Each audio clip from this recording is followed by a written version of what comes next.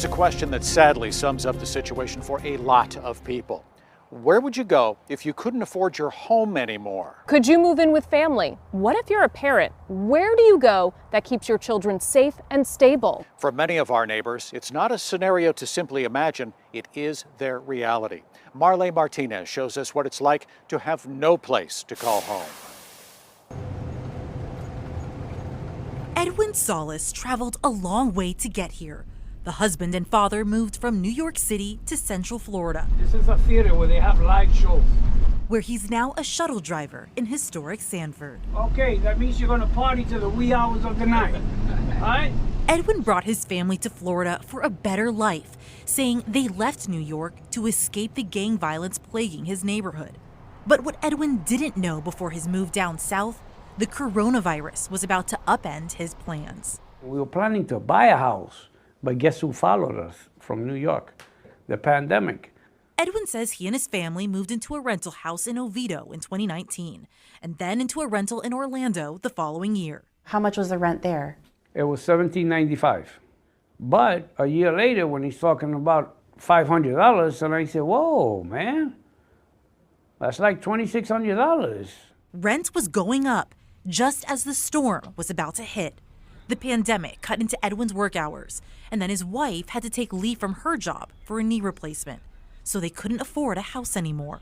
We moved into a roach hotel.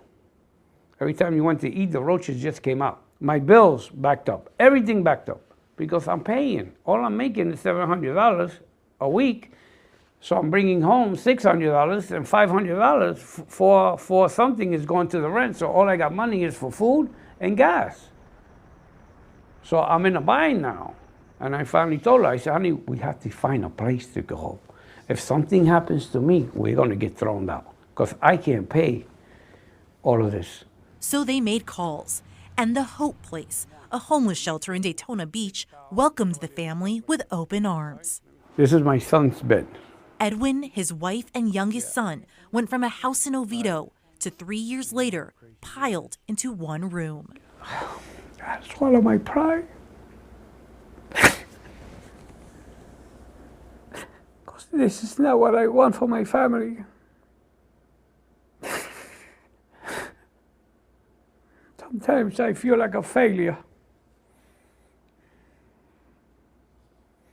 Sometimes I feel like I let them down.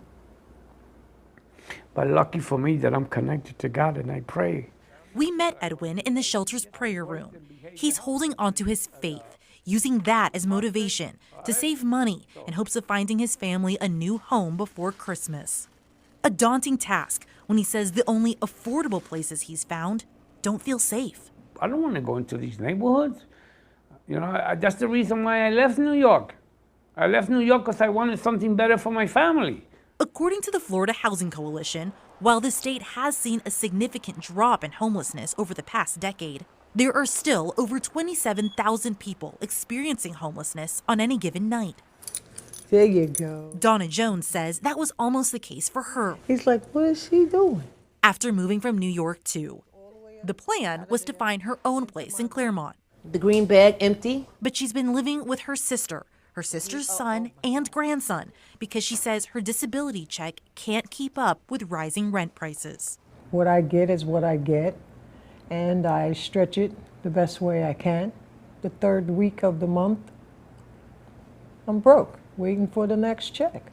According to the Zillow Observed Rents Index, rent across Florida skyrocketed during the pandemic, even doubling in multiple cities like Daytona Beach and Melbourne in less than a decade. Donna says she's thankful for help, like the Lake County Food Pantry, neighborhood center of South Lake. You got the rice? Okay, cool. Thank God, because this is really good for everybody. And she's grateful to her sister Pam Daly, who's given her safe haven. It really bothers me that nobody can find somewhere to live. You know, when they first get here, they probably could, but now it's too expensive. It's nerve-wracking, it's frustrating, it's annoying, and sometimes I get mad. With 3 generations living under one roof, the sisters say finding affordable rent on a fixed income is impossible. I'm just going to tell it like it is. The rent is sky high, and you can't afford it. I'm disgusted. I kind of just had to live day by day. It's a tough reality that Kelly Rowlandson faced with her 4 kids in Palm Bay this year. For a while, she pooled resources with her sister for a rental house too. It was cheaper and easier. I wasn't able to afford living on my own at that time. So me and her, she's a single mom, I'm a single mom, and we just kind of got together. But then the landlord decided to move back in, sending Kelly and her kids packing. She wasn't able to find another place with just her income. So they jumped from hotel to hotel. It sucked, having to uproot my kids, my boys, multiple times, and having to explain to 2 little boys, why we're living in a hotel. Children who are living in motels because their family lost housing are defined as homeless by the Department of Education. According to the Florida Housing Coalition, the state has seen a 122% increase in students identified as homeless in the last decade.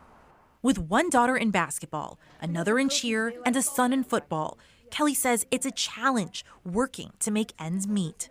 It's impossible. It's impossible to live on your own. Especially with kids. I make decent money. And even with my income and having 4 kids and receiving child support from their father, absolutely impossible to live in a home, to get a not income-based or government or subsidized house. Absolutely impossible. Recently, Kelly caught a break. She just moved her kids into their new rooms after the Brevard County nonprofit Community of Hope covered their move-in costs and first month of rent. Oh God, I can actually give my kids a Christmas. I can actually have a little breathing room. I can actually have a home to come home to. My kids at one point, they didn't have anywhere to call home for 3 months. Now, Kelly, Edwin, and Donna all have their eyes set on the future.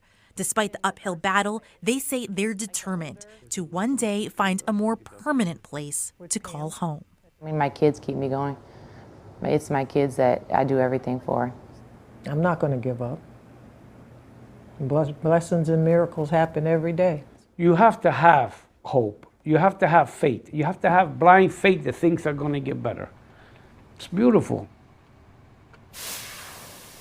If you are on that verge of being priced out of your home, we encourage you to call 211. The United Ways Helpline has many resources across all of Central Florida that can put you in touch with a nonprofit or a government agency that may be able to help. 3 years ago, when we started reporting on the housing crisis, we hoped, like many people, that by this time we'd see some progress. Despite the stark numbers, there are glimmers of hope, the biggest being the full funding of the Sadowski Housing Trust Fund this year. And that is thanks to pressure from you, the public, put on elected leaders to keep this issue a legislative priority. A new slate of leaders are about to take over in Tallahassee, so keep it up.